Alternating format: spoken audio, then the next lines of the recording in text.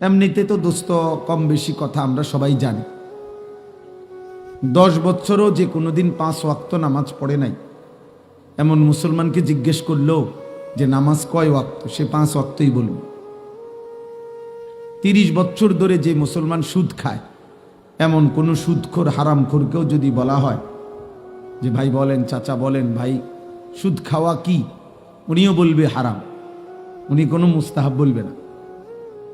তাইলে এতটুকু জানা তো সবাই জানে, কিন্তু ওনার এই জানার দ্বারা তো ফায়দা হলো না। তাইলে ওই শোনাটা ওই জানাটা ফায়দা হয় যখন সেটা আমলের তৌফিক হয়। আর এর জন্য আল্লাহর কথা মনোযোগ দিয়ে শুনতে হয়। এই জন্য মোবাইল হাতে থাকলে মনোযোগ হয় না, দিল জমে না, অন্তরে কথা কোনোভাবেই ঢোকে না। এই ছবি উঠবে, কদ্দুর আওয়াজ ক্লিয়ার, কদ্দুর আওয়াজ ক্লিয়ার না, কতটুকু বোঝা যায় কতটুকু বোঝা যায় না। শেষে দেখা যাবে কি, কবে তো ভালো হয়েছে না, এটা দে ডিলিট করে দে। তো লাভ হইল কি, আর ফায়দা কি হইল? এটা অর্থবহ তো কোনো উপকার হলো না বাপ। এই জন্য অনর্থক এই কাজটা না করলে ভালো। শুধু শুধু এই হই হুল্লোড় হাঙ্গামা চিৎকার চেঁচামেচি তেমন উল্লেখযোগ্য কোনো ফায়দা নাই, বক্তার কিংবা শ্রোতার কারোই না। জনপ্রিয়তা, এই সুনাম সুখ্যাতি এগুলোর আসলে আখেরাতের বিবেচনায় 2 পয়সারও কোনো মূল্য নেই, ভ্যালু নেই।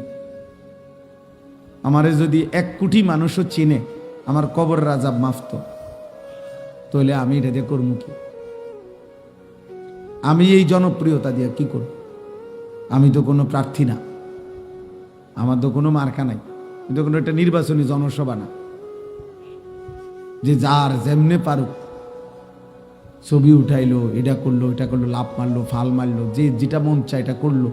না ভাইয়া, এটা ঠিক না। আমার যদি 10 কোটি মানুষও চিনে, আপনাদের কারো কবর রাজাব মাফ পাবনি, তাহলে আপনাদের কি লাভ? আমারে চিনলে আমনের কি লাভ? চিনে আমারে না, ফাল মারে নামনে। মানুষ চিনে আমারে, লাফায় হে, তুমি লাফাও কিত্তা, আমারে না চিনে আমি না লাফাবো। এই জন্য নওজোয়ান আবেগ মানেই যা তা করা, এটা দিন না, এটা ইসলাম না, এটা বিবেকের কাজ নয়, এটা শরীয়ত সম্মত কাজ। আমার মনে যা চায়, আমাদের মনে যা চায়, আমরা যুবক, আমরা যা ইচ্ছে করছি, যখন যেটা দেখছি ভাল লাগছে, আমাদের কাছে ভাল লাগছে না, এটার নাম দিন না বাপ, এটার নাম আখেরাত না। এজন্য প্রত্যেকের কাছে অনুরোধ করলাম, জায়গা না থাকলে তো আর বসার সুযোগ নাই, যদি জায়গা থাকে কমপক্ষে নিজের জুতার উপরে একসাথ কইরা 2টা সেখানে হইলেও বসেন। আল্লাহর কথা বসে শুনলে কলিজায় বসে, দিলে জমে, ফায়দা হয়। তামসা দেখার মধ্যে কিচ্ছু আসে যায় না। এ হুজুরের তামসা দেখে গেলাম, হ্যাঁ অনেকের তে শুনছি, অনেক এই হুজুরের ওয়াজ ফোলাইনে অনেক শুনে, আমিও এই জন্য আইলাম। তো কি এরপর আইলেন তো গেলেন গা, তো এরপরে কি হুজুরেরই কি আর শ্রোতারে হলো কি? এই জন্য এটা কোনোভাবেই না, বরং আল্লাহর কথা শুনবার জন্য মনোযোগ জরুরি, আদব জরুরি, আদব জরুরি, বহুতই জরুরি। এই জন্য নওজোয়ান ভাই যারা মাহফিলের ইন্তেজামের সাথে জড়িত, তাদেরকেও বলি, তোমরাও যাদের একান্ত কাজ নাই, তোমরাও বসে আল্লাহর কথা শোনো, ফায়দা হবে। শুধু শুধু এই হাঙ্গামা করার মধ্যে তেমন কিছু, মাথার ঘাম পায়ে পড়ছে এমন অনেক ছেলে হইতে পারে যে একবারে আজকে 3 দিন কোনো হুঁশ নাই, কিন্তু 3 দিনে 1 ওয়াক্ত নামাজ পড়ে নাই। তোমার এই বেহুশি দ্বারা তেমন কোনো ফায়দা নেই। হয়তো খুব দৌড়াদৌড়ি করছে, কিন্তু মাগরিবের নামাজও পড়ে নাই, এশার নামাজও পড়ে নাই। এমন বদনসিব এরম আরো 1 লক্ষ বক্তা আসলে গেলে কিচ্ছু আসে যায় না, কিচ্ছু আসে যায় না। শ্রোতা 10 লাখ হইল আখেরাতে জমা হবে না কিছু তোমার নাম। তুমি তো নামাজই পড়ো না, তুমি তো সেজদাই দাও নাই, তুমি তো এশার নামাজই পড়ো নাই। তো তুমি আল্লাহর জন্য করছো এই কথার প্রমাণ তো এনেই হয়ে গেছে। যদি তুমি নামাজই না পড়ে থাকো তো তুমি কিসের আল্লাহর জন্য করছো? কোন আল্লাহর জন্য? এই জন্য সুজা সাপটা কথা, প্রত্যেকে আয়োজক ব্যবস্থাপক শুধু লাফাইলে হইতো না। আখেরাতে ফায়দা হচ্ছে কিনা, আখেরাতে জমা হচ্ছে কিনা সেটা দেখার বিষয়। ওয়াল তানজুর নাফসুম মা কদ্দামাত লিগাদ। আল্লাহ বলেন বান্দা মুমিন খুব খেয়াল করো, প্রত্যেকেই আজকের দুনিয়া থেকে, আজকের দিন থেকে আগামীকালকের আখেরাতের জন্য তুমি কি পাঠিয়েছো। মা কদ্দামাত লিগাদিন, এটা খেয়াল করো, হিসাব করো। হাসিবু ক্বাবলা আন তুহাসাবু। নবী সাল্লাল্লাহু আলাইহি সাল্লাম বলেন তোমার হিসাব আল্লাহ নেওয়ার আগে তুমি নিজের হিসাব করে ফেলো, তুমি হিসাব করো। এই জন্য আমি সাফ বললাম, ইন্তেজামের সাথে যারা জড়িত, যেই সমস্ত ছেলেদের বুকে স্বেচ্ছাসেবকের কার্ড, তোমাদের একজন সদস্য যদি আজকের এশার নামাজ পড়ে না থাকো, তুমি এখন গিয়া নামাজ পড়ো। আর নাই তো এই মাহফিলের দোয়া তোমার জন্য করে লাভ কি? মানুষ বাহাবা দিলে কিচ্ছুই তো না। মাহফিল একটা করাইলাম, কিছু লোক হইছে, মানুষ কব হ্যাঁ লোক হইছে, তার মাহফিল হ্যাঁ তো হইছে, কইছে তো, তারপরে আচ্ছা এটা কইলো আর কি, মানুষ কই দো হ্যাঁ তো লোক হইছে, তো এখন কি হইছে? এরপরে আপনার মাথা তুলে আসবো নাকি? তাইলে লোক হইছে কইতে কি হইছে? এটা বুঝি এই কথাই কদ্দুরের জন্য আমি এত মেহনত করলাম যে মানুষে কইব লোক হইছে। এতটুকু কথার জন্য বুঝি আমার এই কষ্ট, আমাদের এই আয়োজন, কি বলেন এটার জন্য? হ্যাঁ, তাতে এর দ্বারা কি আসে যায়? এর দ্বারা আসে কি? এই জন্য এটা জরুরি বুঝা, এটা খেয়াল করতে হবে। আমার আখিরাতে কি জমা হলো, আমার মালিকের কাছে কি জমা হলো? ইরতাহালাতিদ দুনিয়া মুদবিরা ওয়ারতাহালাতিল আখিরাতু মুকবিলা। নবীজি সাল্লাল্লাহু আলাইহি সাল্লাম বলেন, উম্মত প্রতি মুহূর্তে দুনিয়া তোমার পিছনে যাচ্ছে, প্রতি মুহূর্তে আখিরাত তোমার সামনে আসছে। ফাকুনু আবনা আল আখিরা ওয়ালা তাকুনু আবনা আদ দুনিয়া। অতএব আমার উম্মত, তুমি আখিরাতের সন্তান হও, দুনিয়ার সন্তান হইও না। আল্লাহর নবী বলছে দুনিয়ার পরিচয় পরিচিত হইও না, দুনিয়ারই পরিচয় থাক। দুনিয়া নিজেই যেহেতু থাকবে না, তো দুনিয়ার পরিচয়ও থাকবে না। ধোঁকা, এই জনপ্রিয়তা, সুনাম, সুখ্যাতি, এগুলো দুনিয়াবি নেতা যারা দুনিয়া কিছু করবে, দুনিয়ার রাজনীতি করবে, পদ পদবি, দুনিয়াবি বিভিন্ন কিছু অর্জন করতে চায়, তাদের জন্য হইতে পারে। কিন্তু আখিরাতের বিবেচনায় এই পদ পদবি, সুনাম, সুখ্যাতি, জনপ্রিয়তা, হুলুস্থুল, এ লাফালাফির কোনো মূল্য নেই, কোনো মূল্য নেই। আমি অনুরোধ করলাম, আবারও বলছি, প্রিয় ভাই নওজোয়ান, এশার নামাজ, ফজরের নামাজ, আজকের সারা দিনের এক ওয়াক্ত নামাজ পড়ো নাই, তোমার মতো ব্যক্তির ভালোবাসায় কোন আলেমের কিচ্ছু আসে যায়। তুমি ভালোবাসলে কি আসবে যাবে? তোমার ভালোবাসা দিয়ে কি হবে? তুমি তো আল্লাহর দুশমন, তুমি তো নবী সাল্লাল্লাহু আলাইহি সাল্লামের দুশমন, আল্লাহর দুশমন। যার কপালে সেজদা নাই, তো সে তো রবের দুশমন, তো শয়তানের বন্ধু, শয়তানের সহচর। ইন্নামা ইয়াদউ হিজবাহু লিয়াকুনু মিন আসহাবিস সাঈর। আল্লাহ তাআলা কোরআনুল কারীমে স্পষ্ট বলছেন যে শয়তান তার দল বলকে ডাকে সকলকে নিয়ে যেন জাহান্নামী হয়, সকলকে নিয়ে যেন জাহান্নামী হতে পারে। তো শয়তান কোন দিন থেকে শয়তান? যেদিন থেকে সেজদা দেয় নাই। এই জন্য শয়তানের প্রধান সহকারী, ঘনিষ্ঠ সহযোগী ওই নাফরমান, যে নাফরমানের কপালে সেজদা নাই। শয়তান কোন দিন থেকে পরিচিত হয়েছে? শয়তান যেদিন থেকে কি করে নাই? সেজদা দেয়। শয়তানকে শয়তান কেন বলা হয়? তাফসীরে আছে আল মুবঈদু আনিল হক।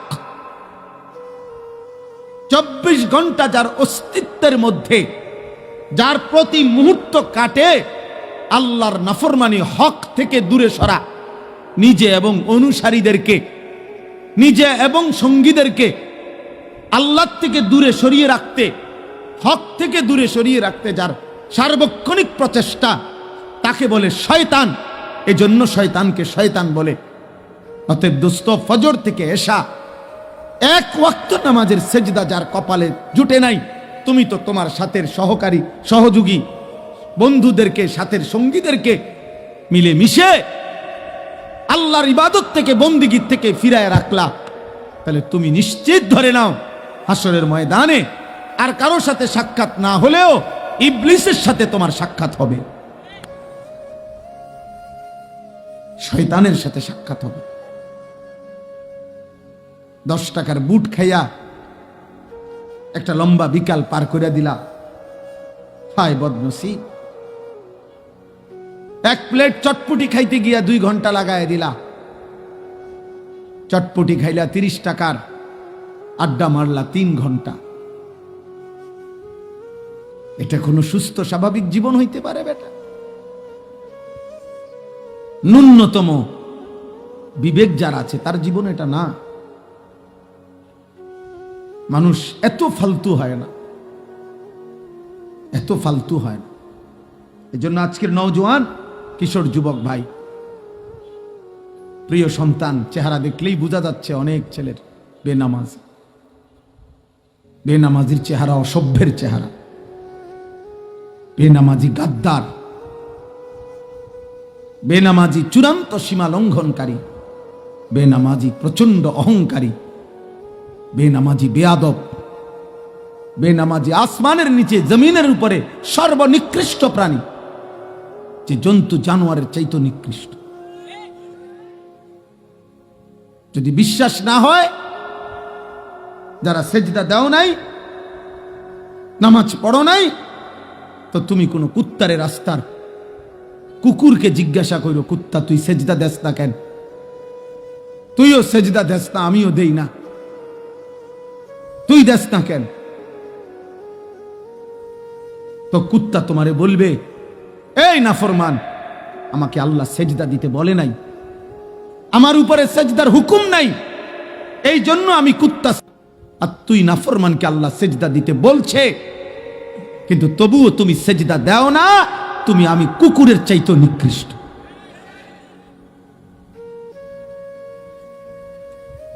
এই জন্য চুল, এই চুলের ফ্যাশন ফিরাইয়া মনে করছো তোমার সুন্দর লাগে। কোন পাগল, কোন ছাগলও তোমার দিকে তাকায় না।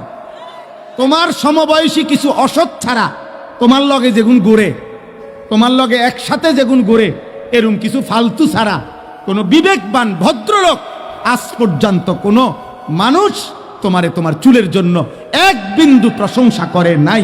নাহলে তুমি চ্যালেঞ্জ করো। তোমার মতো কিছু অসৎ, তোমার মতো কিছু বখাটে, তোমার মতো কিছু আজাইরা ওই হয়তো তোমারে বলছে, দোস্ত তোরে সেরকম লাগতে আছে। তারে জিগাইও দোস্ত সেরকম ডাকে, মানে সেটাকে যার মতো আমারে লাগতে আছে। তো হে ভিতরে ভিতরে কইব ফুটটা খোরের মতো, বাবা খোর, ডাইল খোর, হ্যাঁ হ্যাঁ নেশাখোরের মতো লাগতেছে, কোন ইমানদার মতো লাগে না তোরে বেটা। চুল রাখবা বেঈমানের মতো, তোমারে দেখতে মনে হবে জুনায়েদ বাগদাদির মতো। চেহারা সুরত মুশরিকের মতো, তোমারে দেখতে মনে হবে বাইজিদ বুস্তামির মতো। নাকি মানুষে বেকুব, মানুষের বুতে গিলাইছে, হ্যাঁ মানুষে ভাত খায় না। এজন্য বুঝতে শিখেন, সবাই ভাবেন, নিজের উপরে দয়া করেন। 2-4 কলম তো সব ছেলেরাই পড়ছেন বাবা, কি ঘোড়ার ঘাস পড়ছেন? হ্যাঁ, আখলাকই চিনেন না? আখলাকই চিনেন না কেন? মালিক চিনেন না কেন? রব যে চিনে না সে তো মূর্খ, সৃষ্টিকর্তা যে চিনে না সে তো মূর্খ। আল্লাহ তো বলছে জাহেল, আল্লাহ তো বলছে লা ইয়াকিলুন, তার আক্কল নাই, লা ইয়াফকাহুন, তার বুঝ নাই, লা ইয়ালামুন, তার কোনো জ্ঞান নাই। তো মূর্খ, যে মনিব চিনে না, যে বানানেওয়ালা চেনে না, যে সৃষ্টিকর্তা চেনে না, যে রব চেনে না, 24 ঘন্টা যিনি তাকে লালন করে, এমন মহান মেহেরবান রব যে চিনে না, খুদার কসম সে আহম্মকার বেউকুফ ছাড়া, মূর্খ ছাড়া আর কিচ্ছু না। 2-4 শব্দ এই যেগুলা পইরা মনে করছে অনেক ভাত খাইবা, এই ভাত মূর্খও খায়। তুমি তো মনে করছো কিছু পড়ালেখা কইরা মনে করছো বাড়ি গাড়ি করবা, দুনিয়া ভোগ করবা, তোমার চাইতে বেশি দুনিয়া মূর্খ বকলম, নাম দস্তখত করতে জানে না, টিপসই দেয়। এরকম পৃথিবীতে কোটি কোটি মানুষ আছে, হাজার হাজার কোটি কোটি টাকার মালিক, যে টিপসই দেয়, যে নামও লিখতে জানে না। তো ওই দুনিয়া ভোগ করে কেমনে? ওই নেতাগিরি করে কেমনে? ওই বিল্ডিং করলো কেমনে? ওর টাইলস লাগাইলো কা? ওর ঘরে তো প্রত্যেক রুমে ফ্রিজ, এসি, ওই দিয়ে 1 কোটি টাকা দামের গাড়ি চড়ে। আমি তো দেখছি হেরে যে পিএইচডি হোল্ডার, তার অধীনে চাকরি করে পিএইচডি ডিগ্রিধারী, ডক্টরেট ডিগ্রিধারী, হেরে স্যার কয়। আমি নিজে নিশ্চিত জানি, আমার পরিচয় করে বলছে এবারটা স্যার কি তাই তার বাপেও বোঝে না, কিচ্ছু জানে না, ভাই কিচ্ছু জানে না, ভাই পুরা মূর্খ। কিন্তু বেচারার অধীনে শিক্ষিত, উচ্চ শিক্ষিত ব্যক্তি চাকরি করে, উনি বেতন দেয়, মূর্খ মিয়ায় বস। দুনিয়া মালিক যারে চাই তারে এমনি দেয়। হাতিকে আল্লাহ তাআলা প্রতিদিন, প্রাণীবিদ্যা গবেষকদের কথা হলো হাতি একদিনে 250 কেজি খাবার খায়।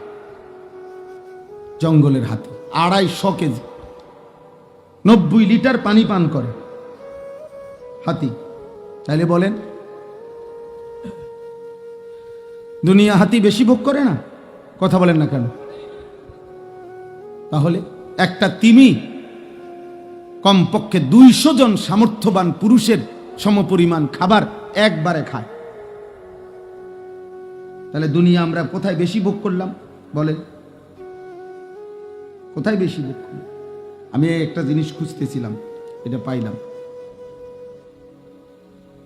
কোরআনুল কারীমের মধ্যে আছে, শয়তানকে আল্লাহ যেদিন বিতাড়িত করে দিছে, ইবলিসকে সেজদা না দেওয়ার কারণে, সে বলছিল আল্লাহ লা ইন আখারতানি ইলা ইয়াউমিল কিয়ামা, আপনার কসম আপনি যদি আমারে কিয়ামত পর্যন্ত হায়াত দেন, লা আহতানিকান্না যুররিয়াতাহু ইল্লা কালিলা, অল্প কিছু লোক বাদে আমি আদমের অধিকাংশ সন্তানকেই জাহান্নামী বানিয়ে দেব,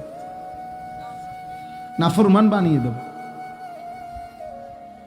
ক্বাল আযহাব, আল্লাহ ইবলিসকে বলছে যা, ঠিক আছে বাইরো যা, ফামান তাবিআকা মিনহুম ফাইন্না জাহান্নামা জাযাউকুম জাযাআম মাওফুরা। তো শুনে নিস, কিয়ামত পর্যন্ত যত লোক তুই ইবলিসের অনুসারী হবে, আমি আল্লাহ ঘোষণা দিলাম 100% পরিপূর্ণ জাহান্নাম তোদের সকলকে দিয়ে পূর্ণ করে দেব। যা বলিস, বের হ। এরপরে আল্লাহ বললেন ওয়াস্তাফজিজ মানিস্তাতা'তা মিনহুম বিসাউতিক, তুই তোর গলা দিয়া, কণ্ঠ দিয়া, তোর গানের সুর দিয়ে, বাদ্যের আওয়াজ দিয়ে তুই পারলে আমার বান্দাদেরকে আমার পথ থেকে বিচ্যুত করে দিস। তবে আল্লাহ তাআলা সর্বশেষ বলছে ইন্না ইবাদি লাইসা লাকা আলাইহিম সুলতানুন, আমার প্রকৃত বান্দা যারা, আমি আল্লাহর গোলামি করে যারা, আমার সেজদা দেবে যারা, তো তোর 1000 চেষ্টায় কষ্ট পরিশ্রমেও আমার বান্দাকে এক চুল নাফরমানির রাস্তায় নিতে পারবি না, এটাও আমি আল্লাহ ওয়াদা দিলাম, আমি এটাও ওয়াদা দিলাম। এই জন্য এই আয়াতের তাফসীরের মধ্যে আছে শয়তানের আওয়াজ। আল্লাহ বলছে তোর আওয়াজ দিয়ে, তোর কণ্ঠ দিয়ে তুই আমার বান্দাদেরকে আমার পথ থেকে সরায় দিস, যা। তো এই শয়তানের কণ্ঠ কি? সাউতুশ শাইতান, শয়তানের আওয়াজ, শয়তানের কণ্ঠ। সমস্ত তাফসীরে লিখছে যত গান এবং বাদ্য, যত নৃত্য বাদ্যযন্ত্রের যত গান, সবগুলো শয়তানের আওয়াজ। এজন্য বাদ্যযন্ত্র যারা শুনে, গান যারা শুনে, তারা শয়তানের অনুসারী এবং শয়তানের সাথী। নাউজুবিল্লাহ। এজন্য প্রিয়